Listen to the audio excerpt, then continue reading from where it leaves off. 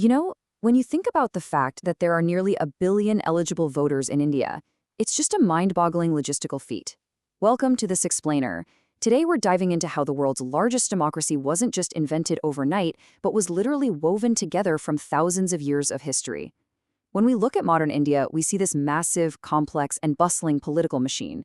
But to really grasp how it operates day to day, we have to look backwards. We have to look at the deeply embedded legacies that laid its foundations. Let's jump right into this fascinating journey of historical architecture. I was looking at this quote by Rajani Kothari the other day, and it really hit the nail on the head. He said, "Modern India in its political aspect is a product of a variety of influences spread over a long period of time." It's so true, right? The systems we see functioning today, from the local voting booths to the highest courts in the land, are not modern accidents. They're the deliberate, accumulated results of centuries of social evolution, administrative experiments, and massive foreign influences. So here's our roadmap for this explainer. We're going to hit the roots of Indian politics, the legacies of ancient India, the imprints of Muslim rule, the British colonial framework, and finally, how it all ties together into a composite modern republic. Let's get to it. Starting off with Section 1, Roots of Indian Politics, Understanding the Legacy. It is honestly wild to think about the sheer scale of time we're dealing with here. We aren't just talking about a few decades of policy changes. We're looking at ancient philosophical roots established over millennia, followed by 3 to 4 centuries of expansive Muslim empires, and capped off by over 200 years of British colonial structuring. Each era brought its own tools, its own rules, and its own unique vision for the subcontinent. Moving to Section 2, The Legacies of Ancient India, looking at those deepest roots. Okay, so way back, the Varnashrama system was set up in ancient scriptures purely as a division of society based on function and labor. You had Brahmins focused on knowledge, Kshatriyas handling defense, Vaishyas managing business, and Shudras doing labor.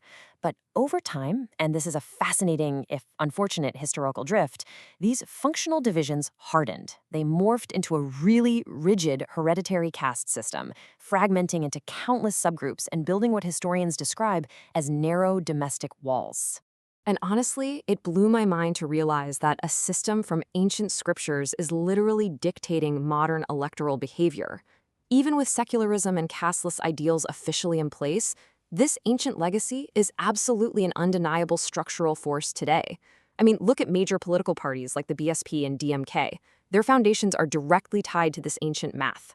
Almost every party has to factor in caste arithmetic during elections. It drives political recruitment, it influences the appointment of ministers at both state and central levels. You just can't ignore it if you want to understand modern Indian politics. Then there's this beautiful ancient Sanskrit ideal, Sarva Jana Sukhino Bhavantu, which translates to, "May all have happiness and peace." And that wasn't just some nice slogan.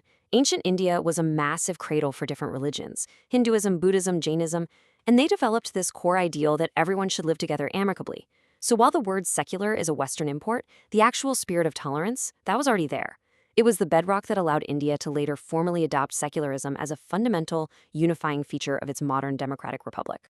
Think about this for a second. The ancient spiritual teachings of Gautam Buddha and Mahavir Jain literally shaping cold, hard foreign policy in the 20th century. When the framers of the Constitution were looking at global models of government, they flat out rejected systems built on violence or aggression. The ancient principle of ahimsa, nonviolence, left such a massive mark that it molded India's modern approach to the Cold War. Big concepts like non-alignment and the Panchsheel Agreement, they are standing firmly on that ancient spiritual legacy. All right, on to Section 3, Imprints of Muslim Rule and the Administrative Frame. So when these rulers established their vast empires, they quickly realized they needed some serious administrative machinery to keep the whole shebang running.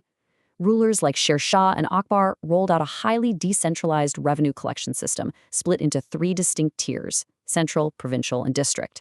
And they were super pragmatic too, forgiving land revenue if there was a bad crop. I mean, that's a tax break we can all appreciate.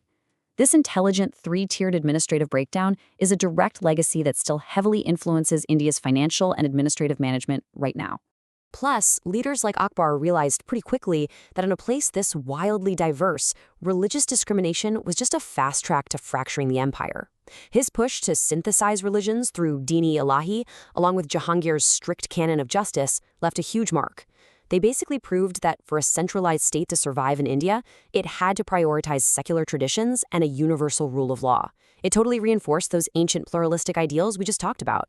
Moving forward, Section 4, the British colonial framework, or the structural wiring. While the British originally showed up as traders, their eventual political takeover completely rewired the subcontinent. Look at these massive institutional concepts, the parliamentary form of government, or a federal structure with a powerful center. We are essentially looking at direct replicas of British innovations, especially the 1935 Government of India Act. Since Indians had spent 2 centuries getting familiar with the British model, the framers basically opted for a tweaked version of that cabinet system.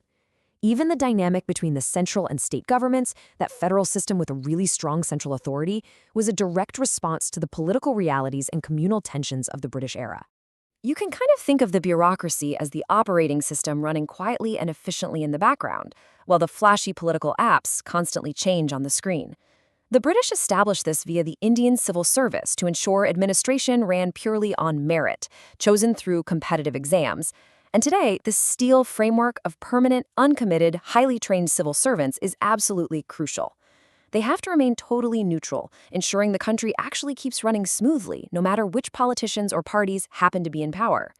To make ruling easier, the British physically unified the geography of the nation through massive transport networks and common law.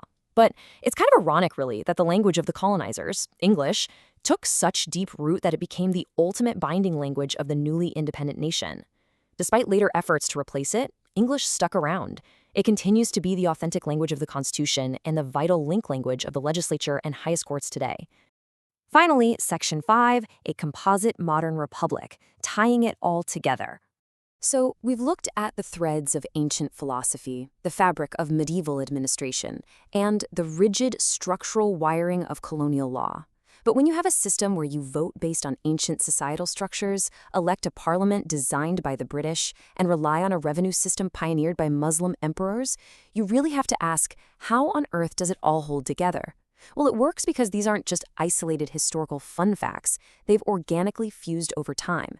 The modern republic actively takes the best parts, like spiritual secularism and strict administrative unity, and uses them to manage the incredible complexities of a deeply diverse population. And that brings us right back to where we started. The Indian political system wasn't just invented in a single moment. It's a living, breathing composite of its history. Like that Rajani Kothari quote reminds us, studying the past is the only true way to analyze the present properly. You simply cannot separate the two. So, I want to leave you with this to chew on. As India continues to rapidly modernize and assert itself on the global stage, can a political system built on such deeply traditional, diverse historical foundations continue to adapt? Or will the sheer weight of its own history eventually force the creation of an entirely new blueprint? Thanks for joining me on this explainer. I'll see you next time.